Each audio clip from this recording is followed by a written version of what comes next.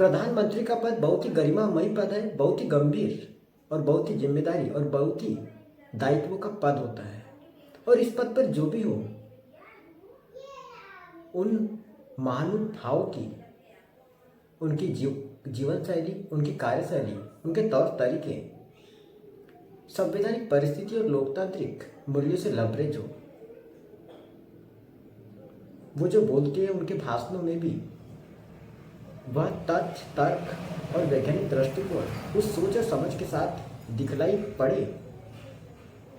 जो इस देश की जनता के भीतर वही तथ्य, तर्क और वैज्ञानिक दृष्टिकोण उसी सोच और समझ के साथ विकसित होते चले जाएं। लाल किले के प्राचीर से भी प्रधानमंत्री का संबोधन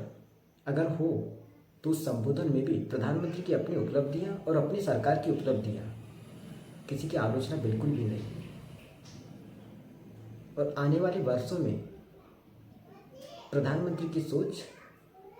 और प्रधानमंत्री का विजन ही उस संबोधन में दिखलाई पड़े। ध्यान दीजिए, इस देश के भीतर, इस देश की जनता के भीतर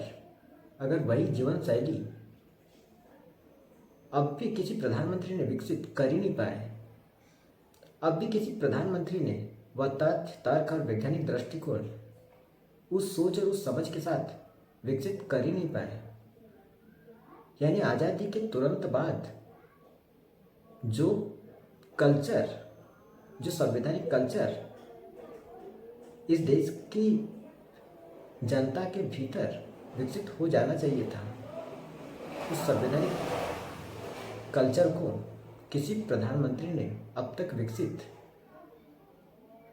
किया ही ना हो, तो फिर इसके मतलब और मायने आपको समझना होगा कि एक प्रधानमंत्री इस देश को किस तरफ